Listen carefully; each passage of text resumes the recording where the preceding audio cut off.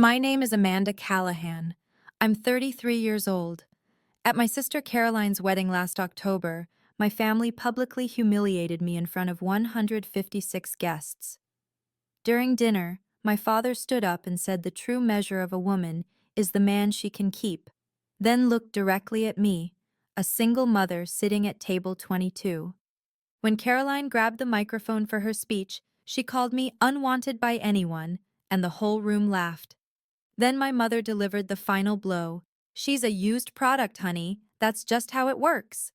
The entire ballroom erupted in laughter, while I sat alone, about 15 meters from the stage, right next to the service entrance, like unwanted furniture left in the corner.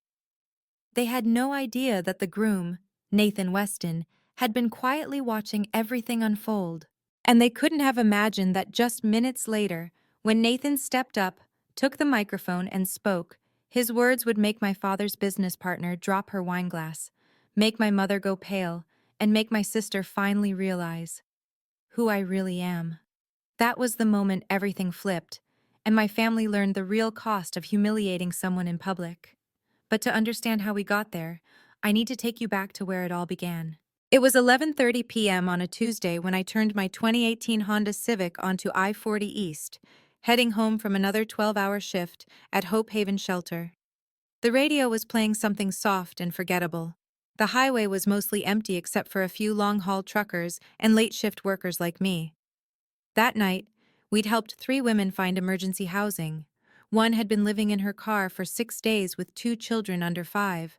Another had arrived with nothing but the clothes on her back and a black eye that was turning purple. The third had called our crisis line from a hospital parking lot, afraid to go home. Standard Tuesday night at Hope Haven. My daughter Lily was asleep at Mrs. Rodriguez's house 3 blocks from our apartment. She'd been staying there since 7 a.m. when I dropped her off before my shift.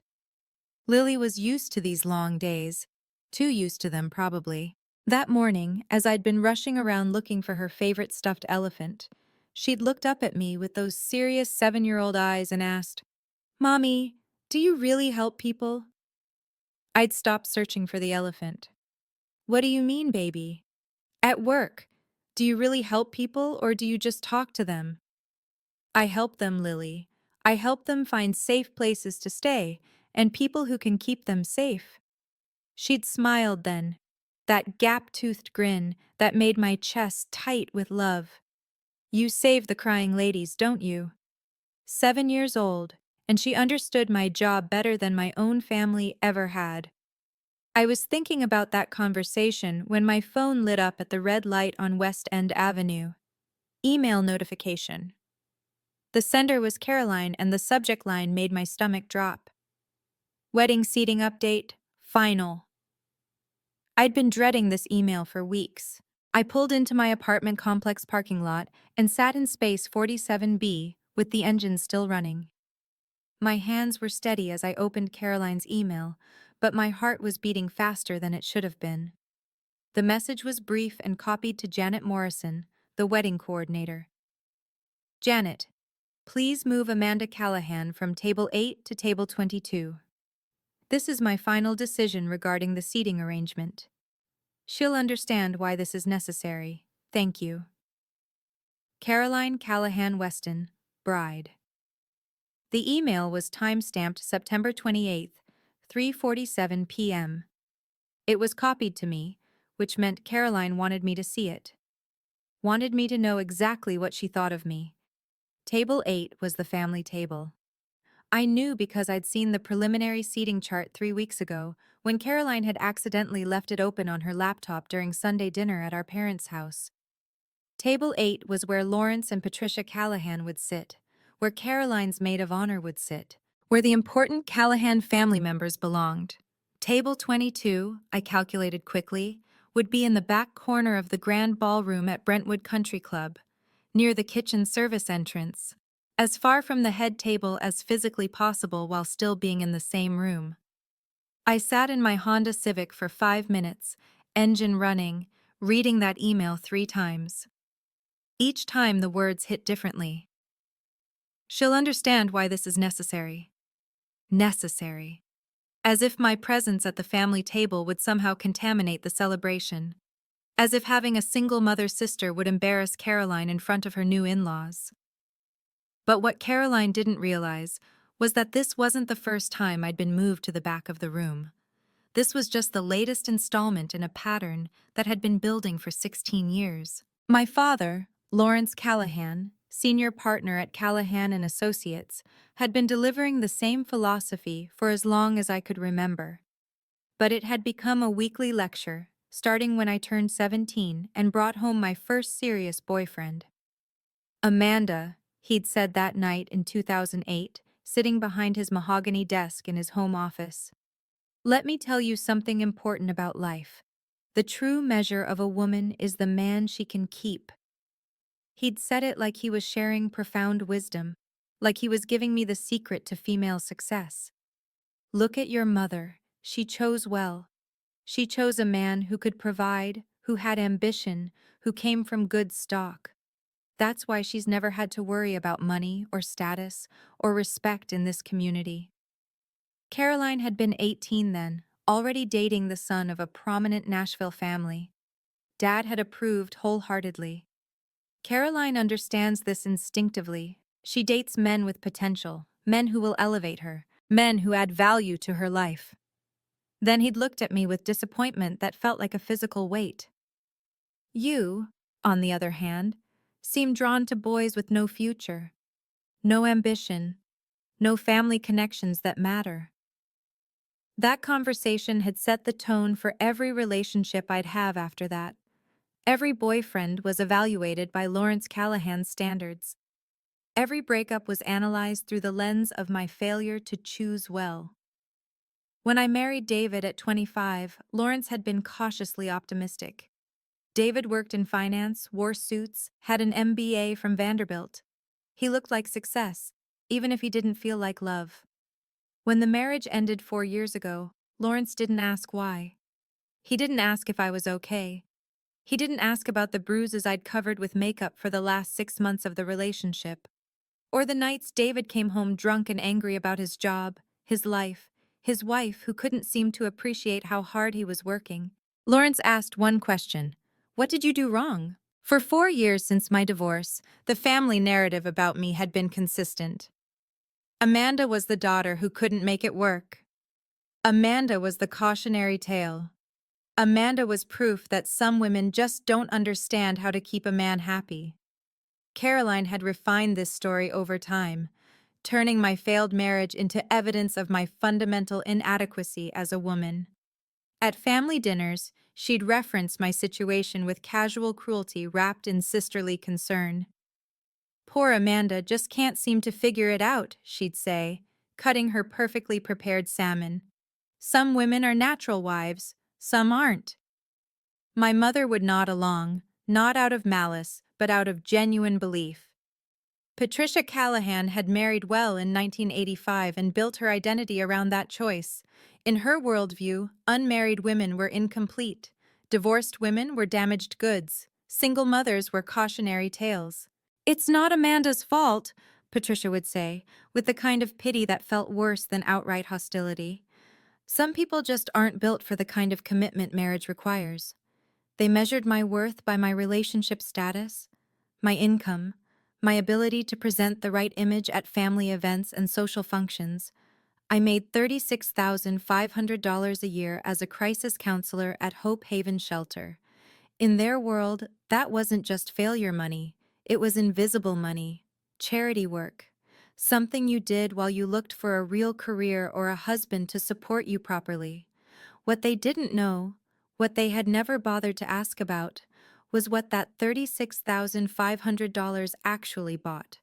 Last year alone, I'd handled 67 direct intervention cases, 67 women who had called our emergency hotline in crisis, women who'd been told they were worthless, used up, beyond help. Damaged goods, as my mother might say. These women called Hope Haven when they had nowhere else to turn, when their husbands had controlled every dollar and isolated them from every friend. When they were convinced that they deserved the violence because they weren't good enough wives, pretty enough women, compliant enough partners. I spent my days telling women they deserved better, that they weren't damaged, that they weren't used products. The irony wasn't lost on me that I went home every night to family dinners where I was treated exactly like the women I counseled during the day. But what my family didn't know, what they would never have thought to ask about, was that 3 months before Caroline's wedding, something had happened that would change everything. Something that had been documented, reported, and filed in quarterly reports sent to every major foundation that funded our work, including the foundation run by Caroline's future husband.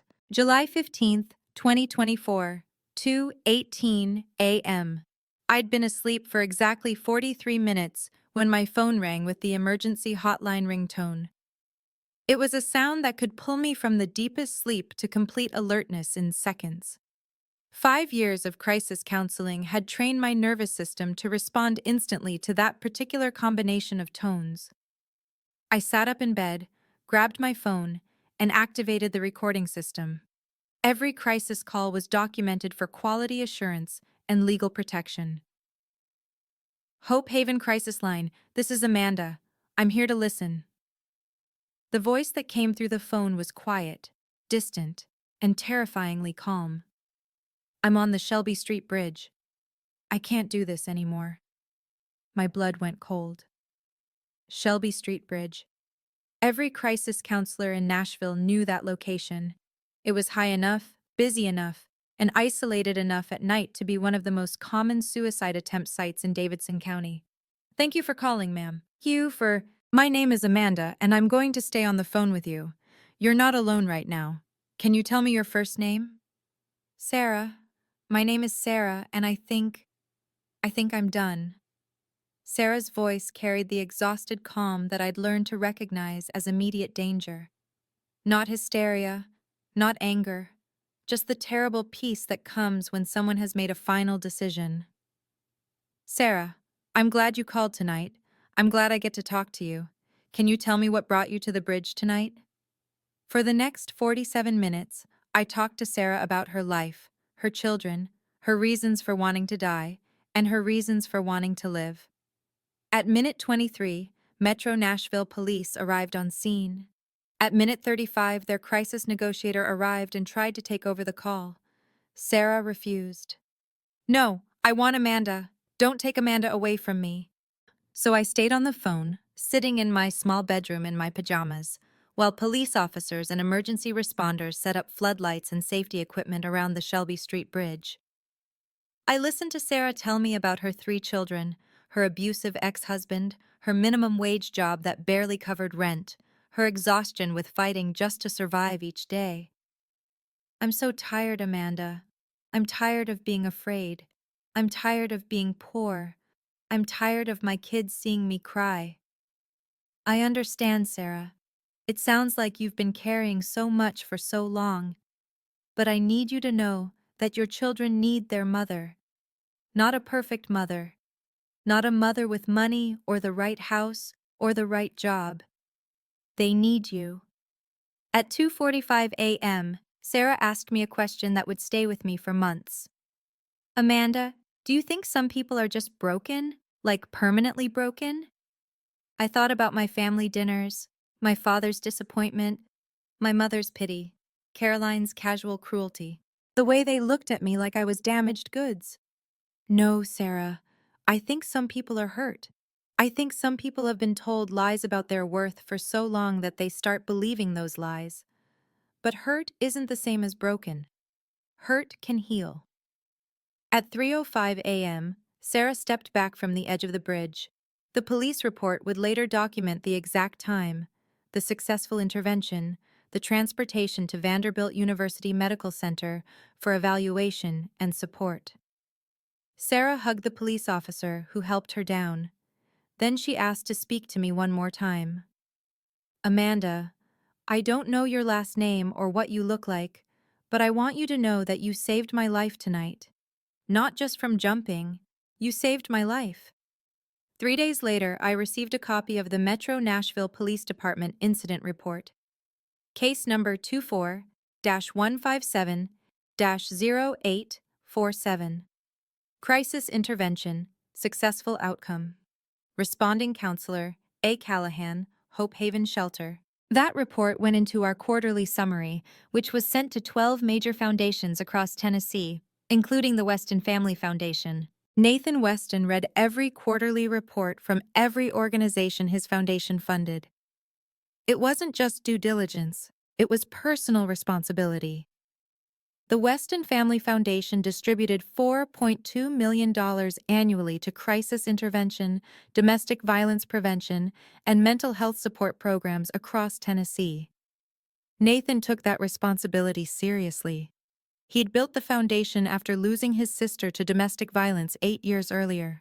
Every dollar they granted, every program they funded, every life they touched mattered to him in a way that went beyond philanthropy. When the July quarterly report from Hope Haven Shelter crossed his desk in August, Nathan read it twice. The statistics were impressive. 218 women served, 89 direct crisis interventions, 100% successful outcome rate for suicide prevention calls. But it was the case study section that caught his attention, the bridge incident. Case number 24-157-0847. Crisis Counselor A. Callahan. 47-minute intervention. Successful outcome. Nathan recognized that last name immediately. He'd been dating Caroline Callahan for 2 years. He knew about her family, successful father, socially connected mother, picture-perfect family dinners at the Callahan house every other Sunday. Caroline had mentioned her sister exactly once during those 2 years. It was 6 months into their relationship.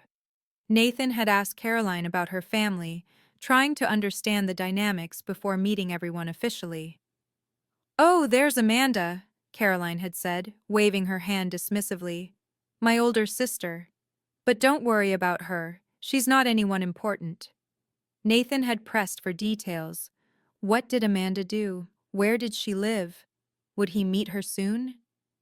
Caroline's response had been practiced, like she'd refined this explanation over time. "Amanda's going through a rough patch. Divorce, single motherhood, works some kind of social work job that pays nothing. She makes everyone uncomfortable at family events. Dad's pretty disappointed in how she turned out." The phrase "not anyone important" had stuck with Nathan. It seemed like a harsh way to describe a family member, but he'd filed it away and hadn't thought about it again. Until he saw A. Callahan, credited with saving a woman's life on the Shelby Street Bridge. Nathan pulled out his phone and called Hope Haven Shelter directly. "I'm reviewing your quarterly report, the bridge intervention case.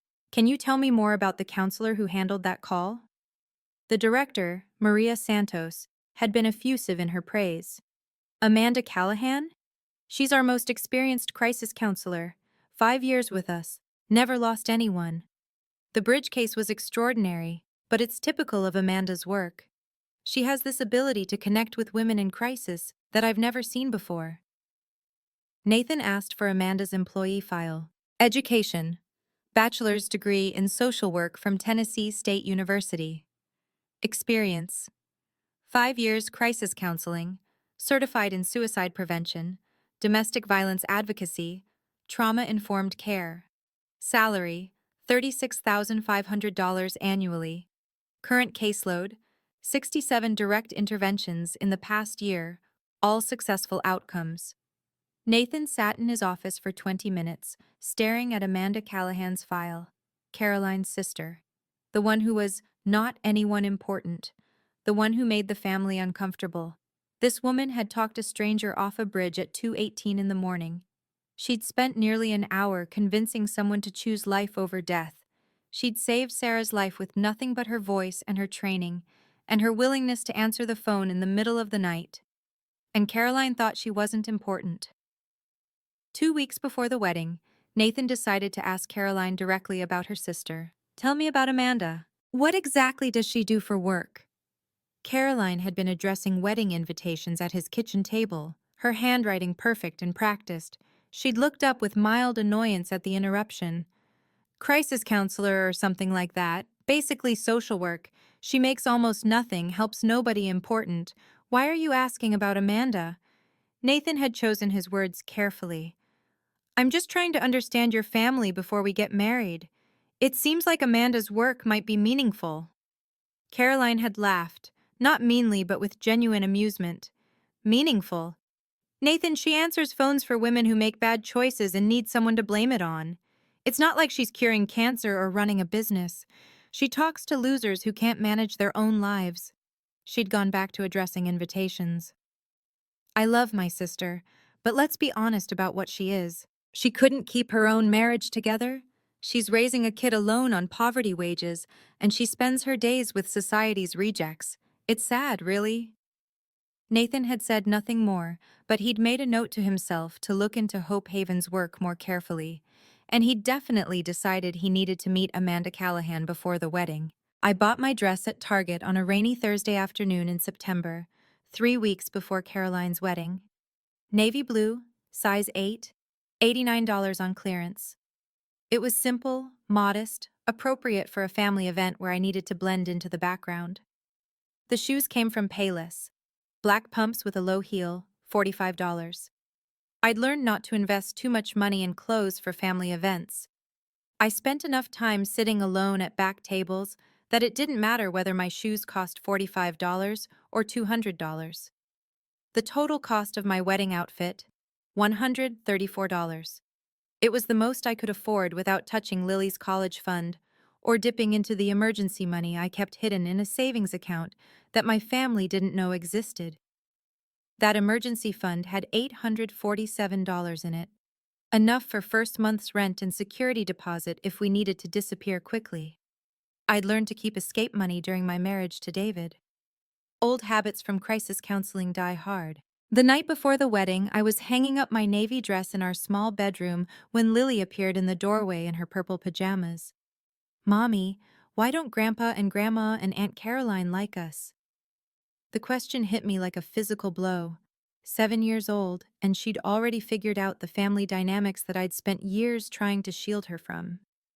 I sat down on the edge of the bed and patted the space next to me. "What makes you think they don't like us, baby?" "We never get invited to things, and when we do go places, you're always sad afterward, and they never ask about my school or my friends or anything. Grandma asks Aunt Caroline about work and her boyfriend, but she never asks you about your work. Children see everything, remember everything, process everything in ways that adults forget they're capable of.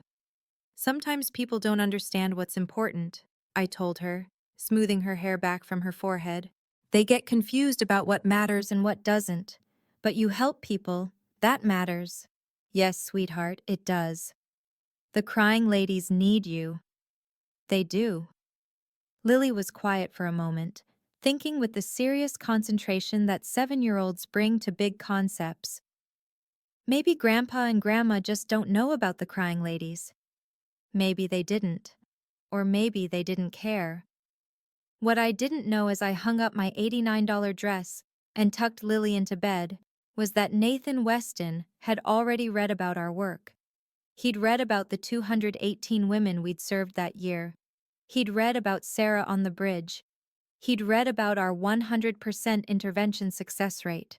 And he'd already started making phone calls to people in Nashville who could verify what Hope Haven Shelter actually did, including Tennessee State Senator Elizabeth Marsh, who happened to be on the advisory board of the Weston Family Foundation, the woman who would be sitting at table 6 at Caroline's wedding, the woman who would approach me during cocktail hour with genuine interest in my work, the woman who would stand up and verify every word Nathan said when he took the microphone. But I didn't know any of that yet.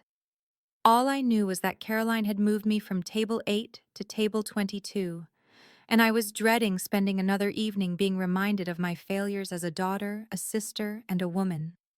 What I definitely didn't know was that Caroline's casual dismissal of my work, "She helps nobody important," was about to be challenged in front of 156 guests by the man she'd just married. The grand ballroom at Brentwood Country Club looked exactly like the kind of place Caroline would choose for her wedding. Crystal chandeliers that probably cost more than my annual salary hung from a coffered ceiling painted in ivory and gold. The walls were lined with oil paintings of men in hunting jackets who looked like they'd founded Nashville families in the 1800s. I arrived at 5:15 p.m., exactly 15 minutes after the invitation suggested, carrying a small gift bag that contained a crystal picture frame from Williams-Sonoma.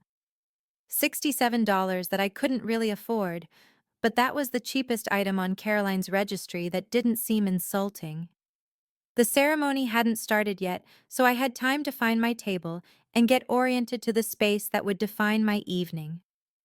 Table 22 was exactly where I'd expected it to be, back left corner of the ballroom, positioned between the kitchen service entrance and a marble pillar that partially blocked the view of the head table. The tablecloth was the same ivory linen as every other table. The centerpiece was the same arrangement of white roses and eucalyptus. But the location sent a clear message about my place in the family hierarchy. I counted my steps from table 22 to the main stage where Caroline and Nathan would exchange vows. 43 steps across the marble floor, about 15.2 meters. Far enough that facial expressions would be hard to read, close enough that every word spoken into a microphone would carry clearly to the back of the room. I sat down in the chair that faced away from the kitchen doors, hoping to minimize the disruption from catering staff moving in and out during dinner. The other 7 chairs at table 22 would eventually be filled by distant family friends, business acquaintances of my father's, and what wedding planners call overflow guests, people who needed to be invited but didn't quite belong anywhere else. That's when I noticed Nathan at the head table, 43 steps away, watching me. He was wearing a navy suit that probably cost more than my monthly rent, his dark hair styled in a way that looked effortless, but definitely wasn't. Handsome in the way that men with money and confidence always seem to be, but it was his expression that caught my attention. He looked at table 22, looked at me sitting alone, then turned to Caroline and said something that made her glance back in my direction. Caroline's response was animated but brief. She gestured dismissively, said something that made Nathan's jaw tighten slightly, then turned her attention back to the guests approaching the head table.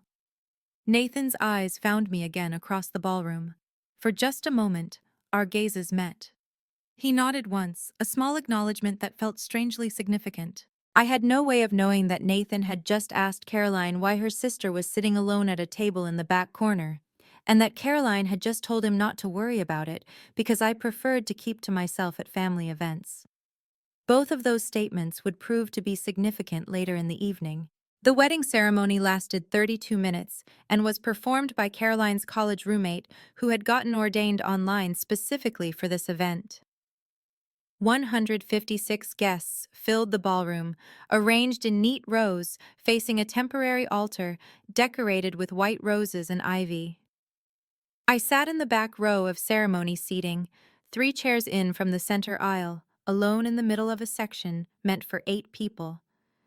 My father's colleagues from Callahan and Associates filled the first 3 rows on the left side.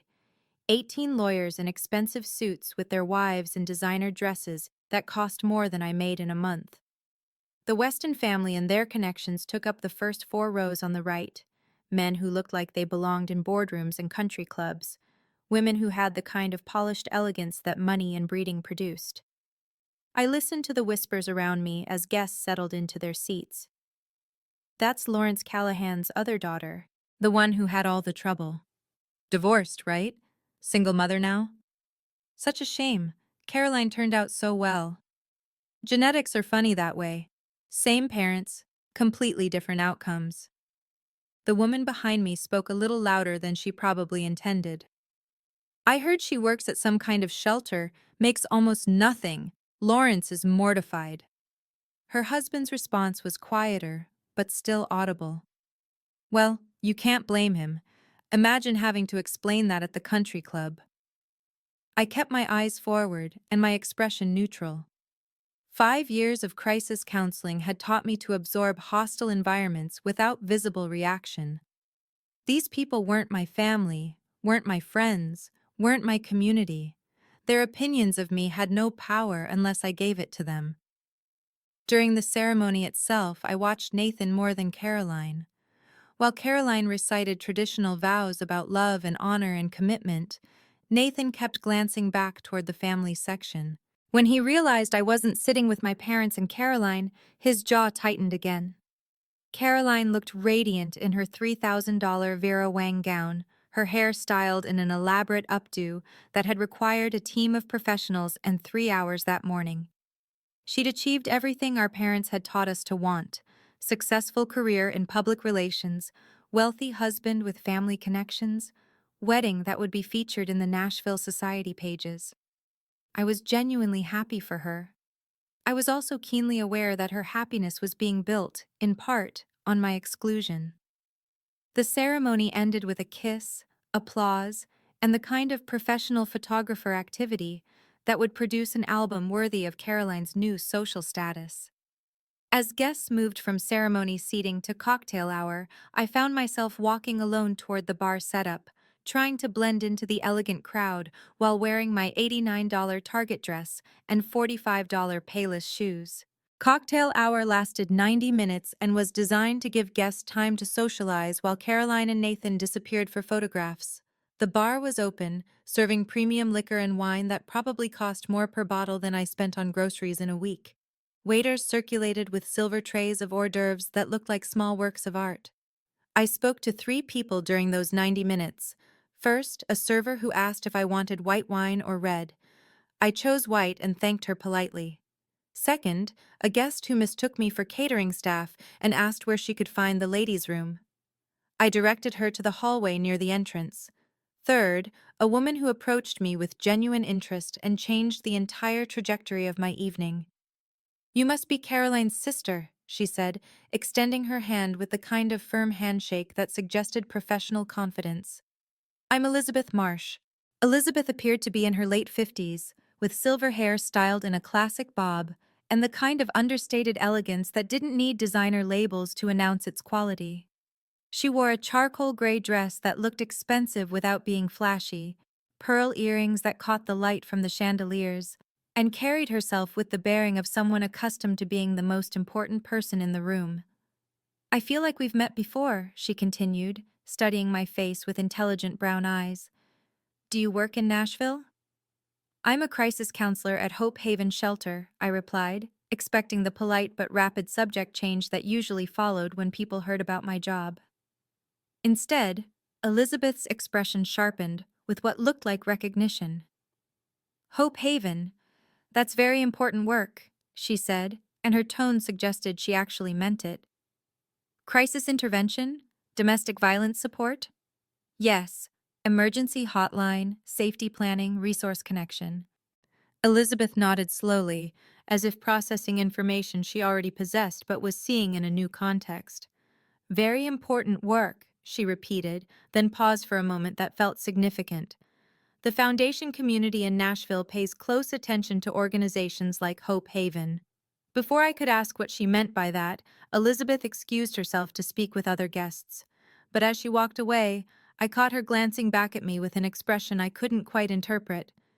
It would be 3 hours before I understood why Elizabeth Marsh had looked at me like she was solving a puzzle. The rest of cocktail hour passed in predictable isolation.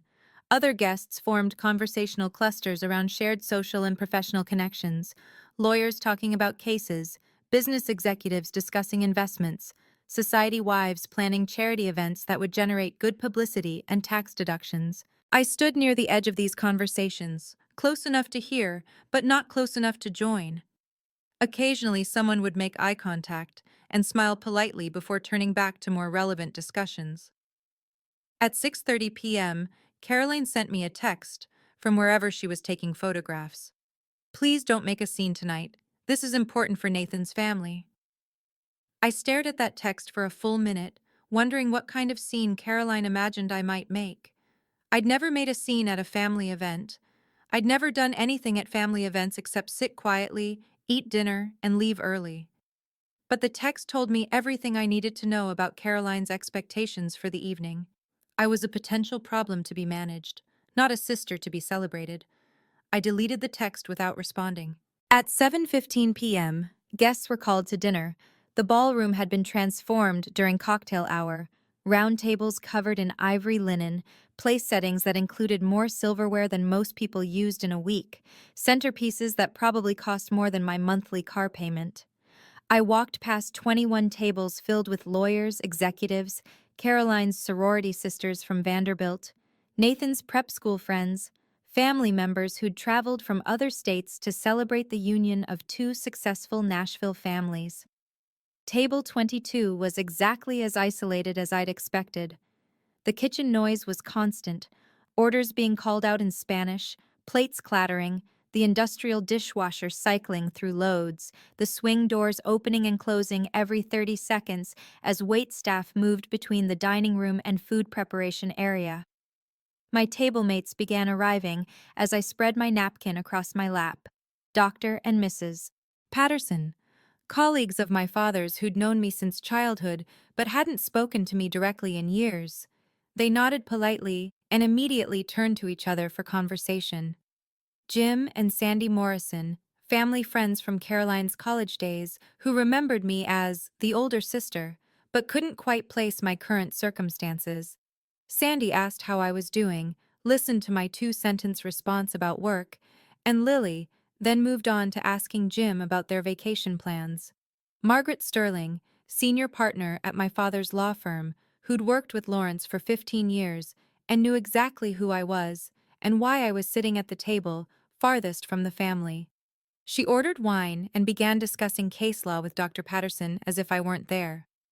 By 7:25 p.m., all 8 seats at table 22 were filled, and I'd been effectively erased from the social dynamics despite being physically present.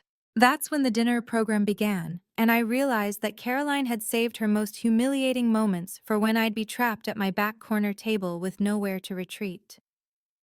At 7:30 p.m. exactly, Nathan stood up from the head table and asked for everyone's attention.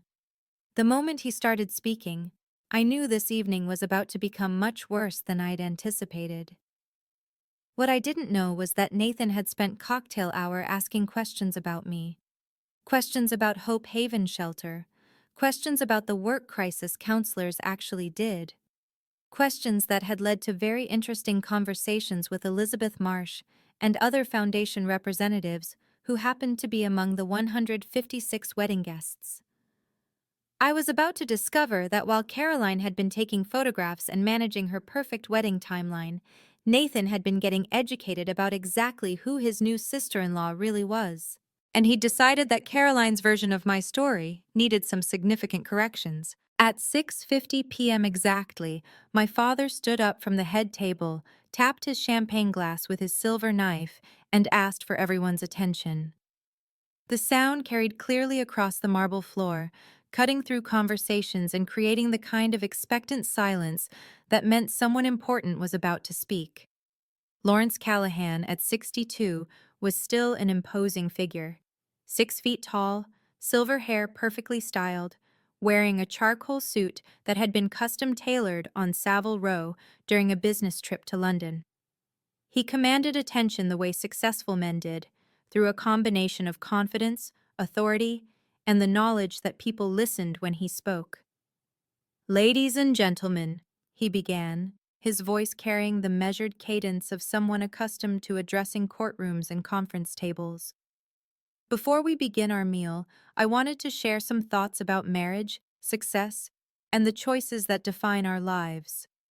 He paused for effect, allowing the room to settle into complete attention. Waitstaff stopped serving. Conversation ceased. 156 guests turned toward the head table to hear what Lawrence Callahan had to say about love and commitment. "I've always told my daughters that the true measure of a woman is the man she can keep," Lawrence continued, his tone suggesting he was sharing profound wisdom accumulated over decades of observing human nature. Not her career achievements, not her education, not her independence, but her ability to choose well and maintain that choice through the challenges that life inevitably presents. Polite laughter rippled through the room. Wine glasses clinked in agreement. This was the kind of traditional sentiment that played well with Nashville society. Clear gender roles, established hierarchies, values that had worked for previous generations. Marriage is not about passion, Lawrence said, warming to his theme. Passion fades. Marriage is about partnership, strategic alliance, the wisdom to recognize quality and the discipline to maintain it. More approving murmurs from the audience. Caroline beamed at the head table. Nathan smiled politely, and the other women in the room nodded along with philosophy that reduced them to accessories to their husband's success. Caroline has proven this philosophy correct, Lawrence announced, gesturing toward his younger daughter with obvious pride. She found herself a man of substance, integrity, and achievement. She made the smart choice, the choice that creates stability, security, and social standing. The applause was warm, enthusiastic. Caroline raised her champagne glass to acknowledge her father's praise, while Nathan smiled the kind of smile that suggested good breeding and proper upbringing. Then Lawrence's expression shifted slightly, and his eyes found me at table 22. Not everyone learns this lesson, of course, he said, his voice carrying a note of disappointment that felt like a physical blow across 15 meters of marble floor. Some people prioritize the wrong things. Follow their hearts instead of their heads. Make choices based on emotion rather than logic. The silence stretched uncomfortably.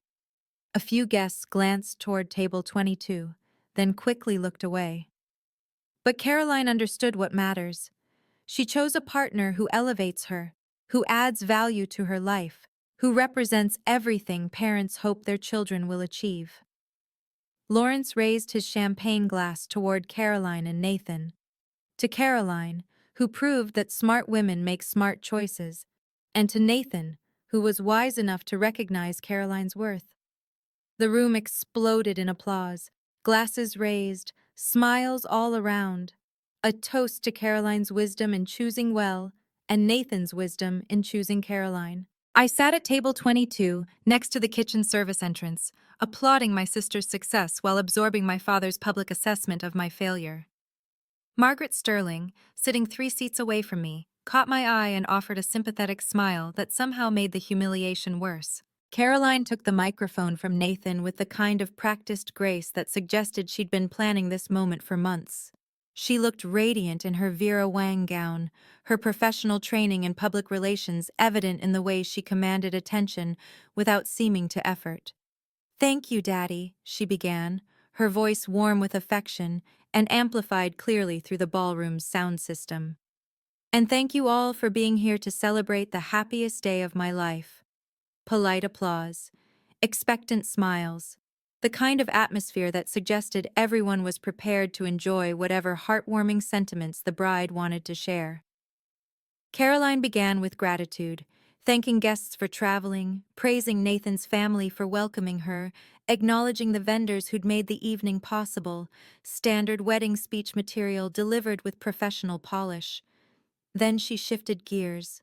"I have to share something that's been on my mind tonight," Caroline said, her tone becoming more conversational, more intimate. "Family is complicated, isn't it? We love each other, but we also drive each other crazy in ways that only family can." Knowing laughter from the audience. Everyone had family dynamics they could relate to. "My sister Amanda is here tonight," Caroline continued, gesturing vaguely toward the back of the room without actually looking at table 22. "She's sitting back there somewhere, probably wondering why I'm embarrassing her in front of all these nice people." More laughter, louder this time. The audience was enjoying this glimpse into sisterly dynamics. "Amanda is a single mother," Caroline said, her tone suggesting this was both explanation and apology. "She's, well, let's just say she's been unwanted by anyone significant for quite some time now. But hey, that's family, right? We love them anyway." The laughter that followed was different, more uncomfortable, edged with the kind of cruelty that passed for humor in certain social circles. I felt heat rise in my cheeks as 156 people laughed at my relationship status, my motherhood, my apparent inability to attract anyone significant. Caroline wasn't finished. "In a lot of ways, Amanda taught me what not to do in relationships," she continued, building momentum.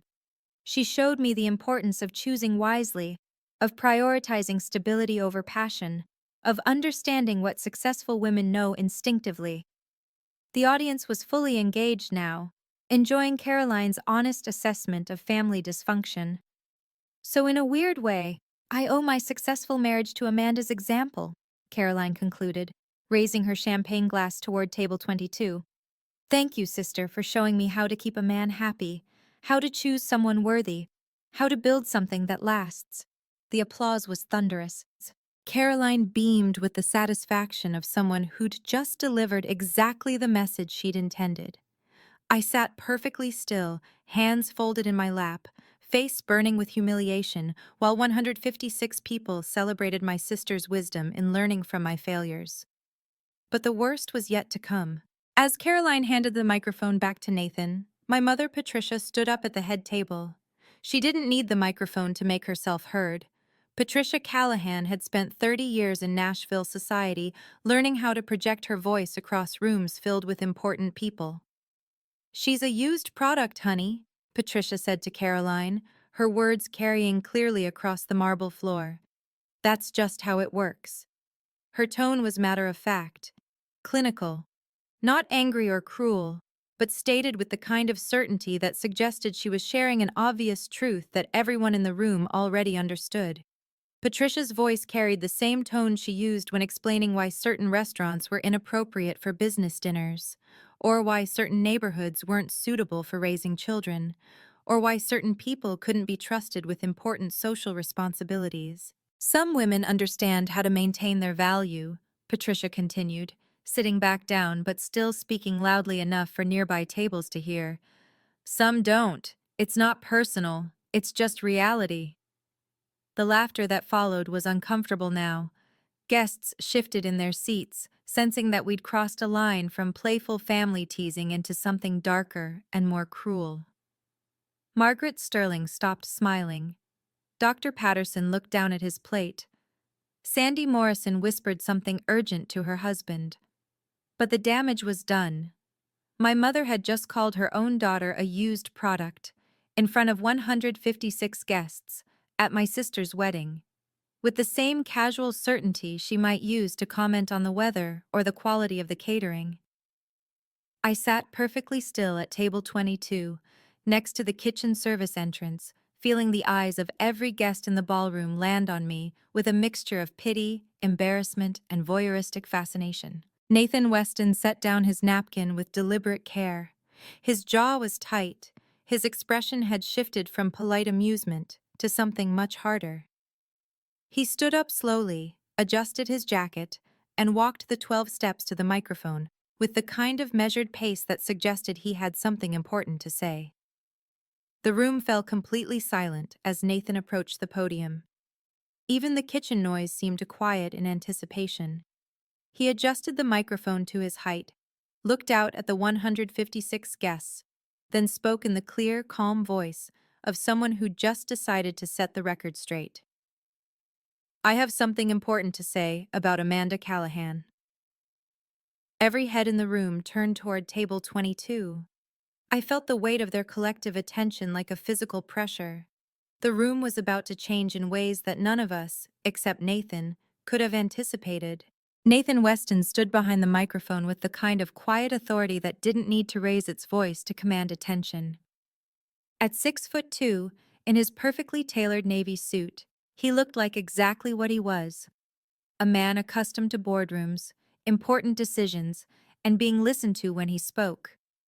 The ballroom fell completely silent. Even the kitchen staff seemed to sense that something significant was happening, because the usual clatter of dishes and preparation noise stopped entirely. "Thank you, Caroline, for those interesting observations about your sister," Nathan began, his tone carefully neutral, but carrying an undertone that suggested he had thoughts of his own to share. "I appreciate the opportunity to address some misconceptions." Caroline's smile flickered slightly. This wasn't part of the planned program. "Before I continue, I need to provide some context about who I am and what I do," Nathan said, his voice carrying the measured cadence of someone delivering prepared remarks to an important audience. "I'm the executive director of the Weston Family Foundation. We're Tennessee's second-largest private foundation, with an annual operating budget of $4.2 million. A ripple of interest moved through the room. Foundation work was serious business in Nashville society, the kind of responsibility that carried real influence and connected to every major charitable organization in the state. We fund crisis intervention programs, domestic violence prevention, mental health support, and emergency services across Tennessee, Nathan continued. It's work that requires careful evaluation of every organization we support, every program we fund, and every counselor we employ. I felt my heart start beating faster. Nathan was talking about foundation work, crisis intervention, counselors. He was building towards something that involved my professional world. Which brings me to Hope Haven Shelter, Nathan said, and I stopped breathing entirely. The silence in the room became absolute. Margaret Sterling straightened in her chair. Elizabeth Marsh leaned forward at table 6. Caroline's expression shifted from confusion to something approaching alarm. Hope Haven Shelter is one of 12 organizations that receive funding from the Weston Family Foundation. Last year, our contribution was $347,000, specifically designated for crisis intervention and emergency counseling services. Nathan paused, letting those numbers sink in. $347,000 was serious money, the kind of contribution that saved lives and funded entire programs. I read every quarterly report from every organization we fund, not because I have to, but because I believe in accountability for every dollar we invest in Tennessee communities. Last year, Nathan continued, his voice gaining strength and clarity, Hope Haven Shelter served 218 women in crisis. These weren't women making bad choices, as Caroline suggested.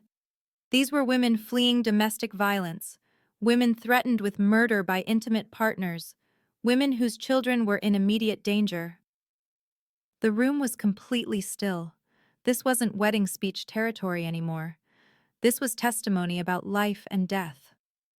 Hope Haven's crisis counselors handled 89 direct interventions last year. 89 phone calls from women in immediate danger, women calling from hospital beds, women hiding in closets while abusive partners broke down doors, women contemplating suicide because they couldn't see any other escape. I heard someone whisper Jesus under their breath. Wine glasses sat untouched on tables as guests absorbed information that was far more serious than they'd expected from a wedding reception. Amanda Callahan personally handled 67 of those 89 crisis calls, Nathan said, his eyes finding me at table 22. 67 women in the worst moments of their lives called Hope Haven's emergency hotline and got Amanda on the phone. Margaret Sterling turned to stare at me with an expression of complete shock. Dr. Patterson set down his fork and gave me his full attention for the first time all evening. Amanda has a 100% success rate, Nathan continued. Every woman who called her for help survived. Every intervention she handled resulted in a positive outcome. Every life she touched was saved. The silence stretched for 10 full seconds. I could hear my own heartbeat, the distant hum of air conditioning, the barely audible sound of someone crying softly at a table near the front. Caroline's face had gone completely white.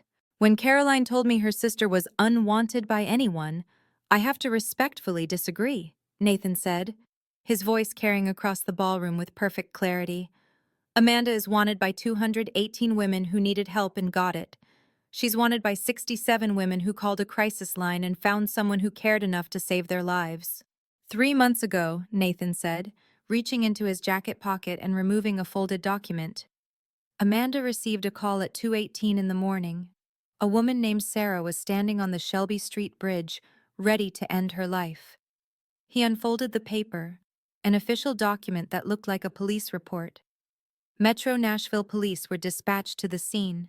Their crisis negotiator was called, but Sarah would only talk to Amanda. Nathan held up the document so the room could see it was official, documented, real.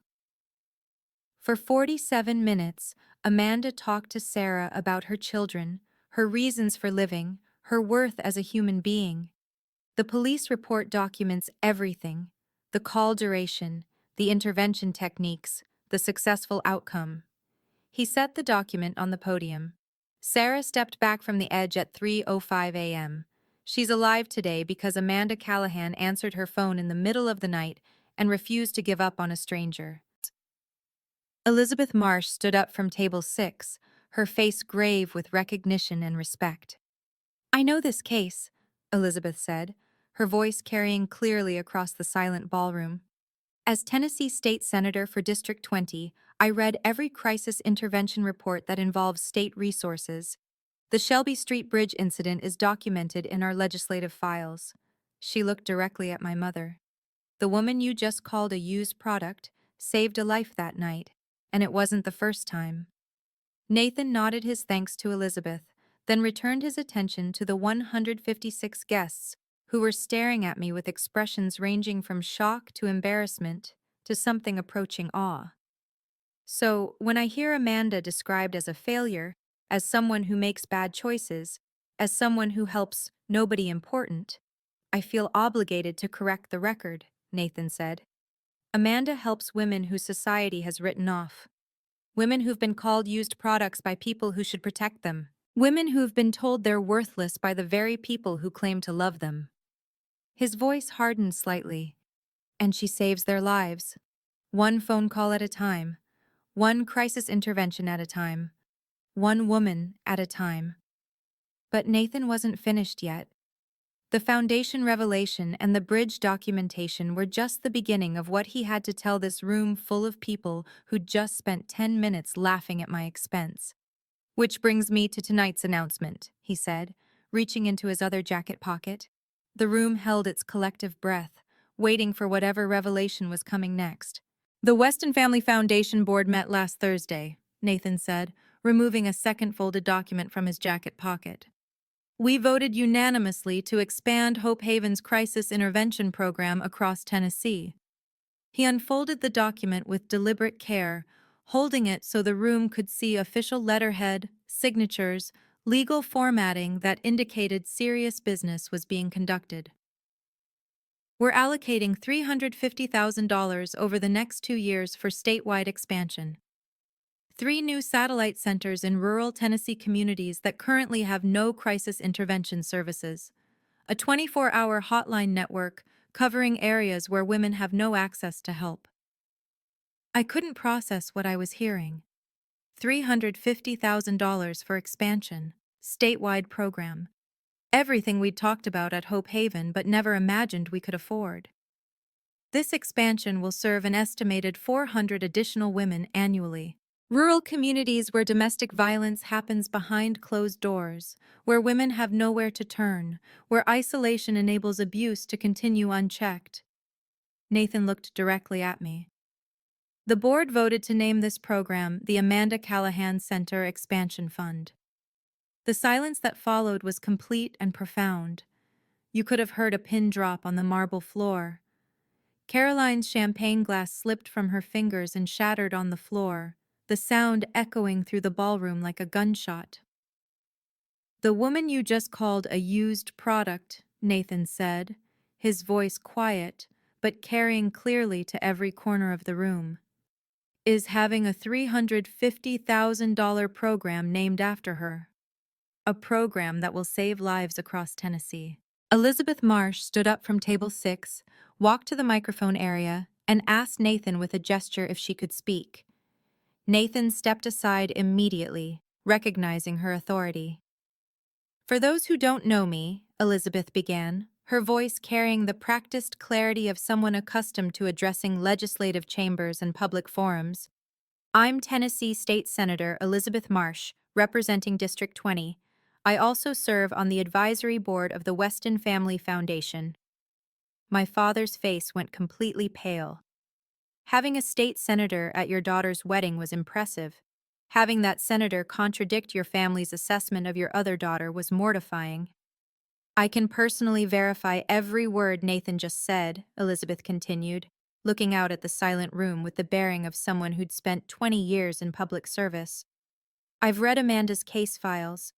I've reviewed the police reports from her interventions. I've studied the statistics from Hope Haven Shelter. She turned to look directly at my mother.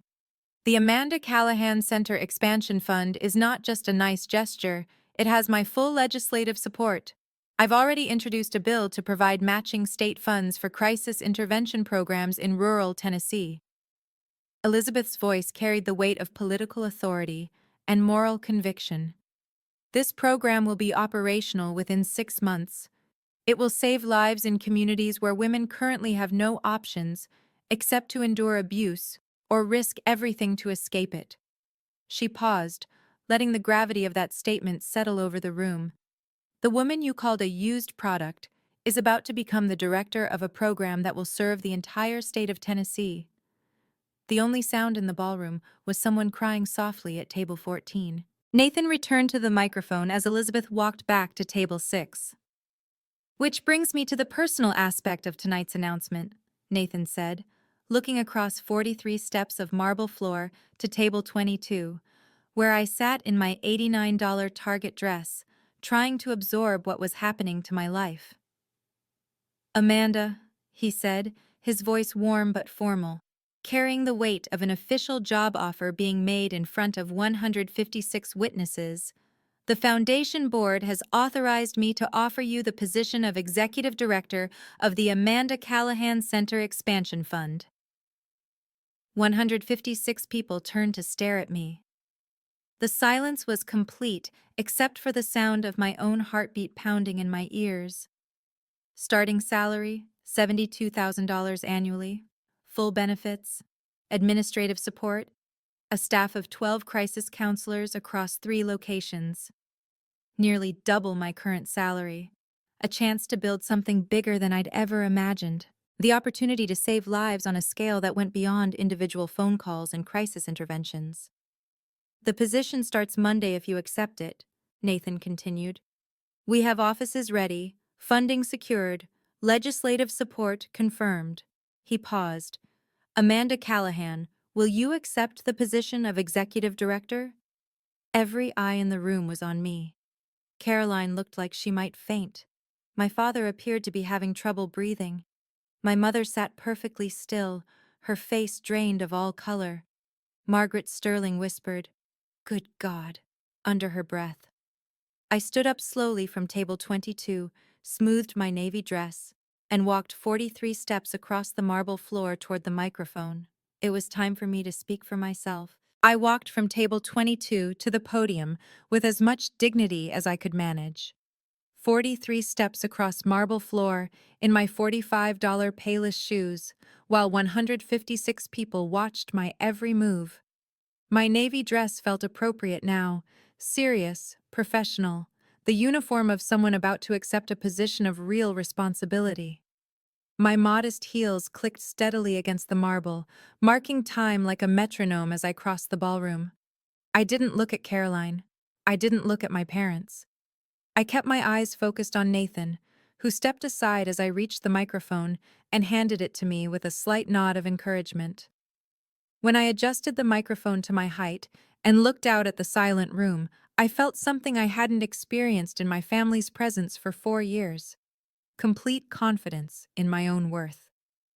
"Thank you, Nathan," I said, my voice steady and clear. "I accept the position."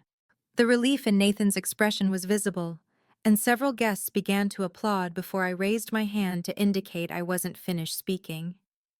"But before we celebrate, I need to address something that's been weighing on me tonight," I continued. The room fell silent again, sensing that the evening's surprises weren't over yet. "Respect," I said, looking out at the faces of people who'd spent the evening laughing at my expense, "isn't something you earn through the right job title, the right address, or the right last name."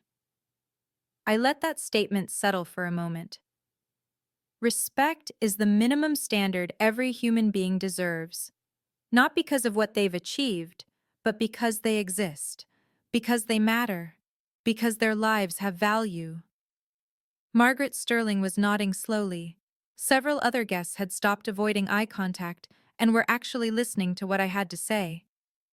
For 4 years, I've been treated like a failure because I'm a single mother, like damaged goods because my marriage ended, like someone to be hidden away at back tables and excluded from family celebrations.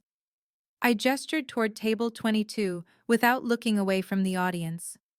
Tonight, I sat 15 meters from my own family while they publicly discussed my failures as entertainment for your dinner conversation. The silence was uncomfortable now, charged with recognition that this had gone far beyond normal family teasing.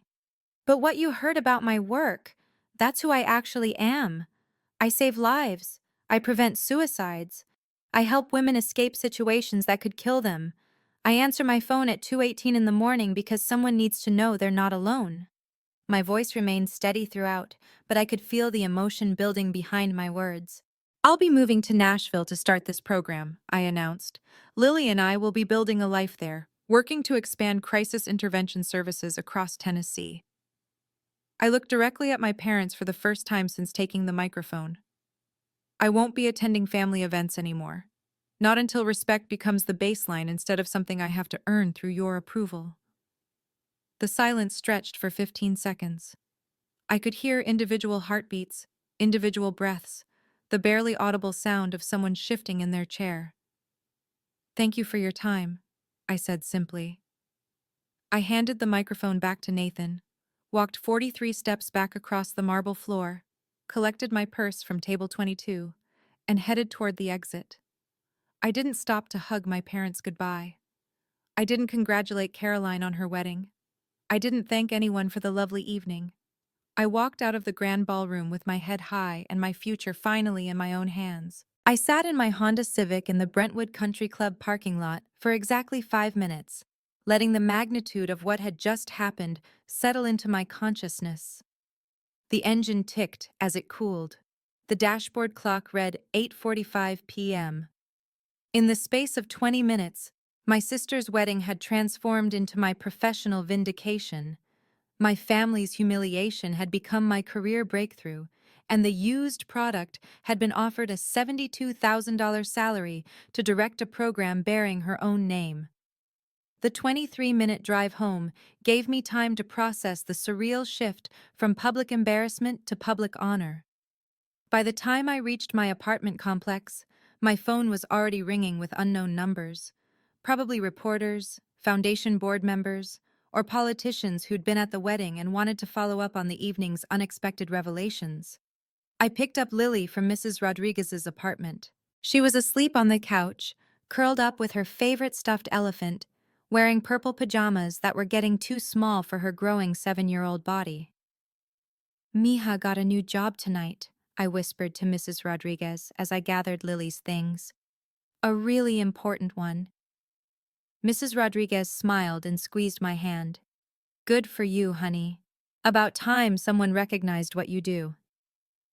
I carried Lily to our car, buckled her into her booster seat, and whispered, Mommy got a promotion, baby. We're going to help even more crying ladies now. Lily mumbled something about helping people and fell back asleep against the car seat.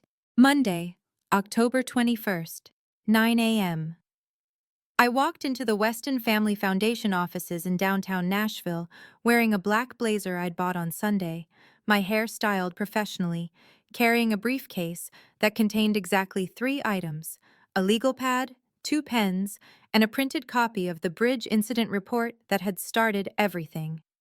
My new office was on the 3rd floor, with windows overlooking Music Row and a brass nameplate that read, Amanda Callahan, Executive Director, Crisis Intervention Expansion Program. 15 staff members were waiting for our first team meeting. 3 locations to establish, 400 additional women to serve annually, a statewide network to build from the ground up. My starting salary, $72,000 annually. Nearly double my previous income, enough to move Lily and me into a better neighborhood, enough to start her college fund properly, enough to live without the constant financial stress that had defined our lives for 4 years. But more than the money was the recognition, the acknowledgement that the work I'd been doing mattered, that the women I helped were valuable, that saving lives was worth celebrating instead of hiding. At 11:30 a.m., Nathan stopped by my office to check how the transition was going. How does it feel, he asked, settling into the chair across from my desk.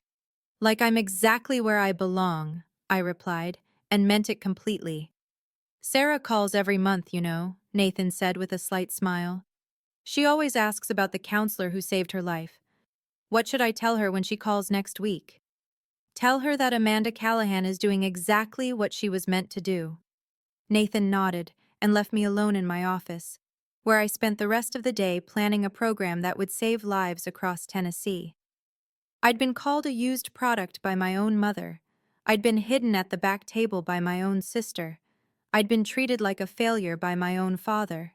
But the women who called our crisis line knew the truth. Sarah knew the truth. The 218 women we'd helped last year knew the truth. Respect isn't something you earn. It's the minimum every human being deserves. And sometimes, the people who understand that best are the ones who've been denied it the longest. My name is Amanda Callahan. I'm 33 years old. I save lives for a living. And that's exactly who I was meant to be.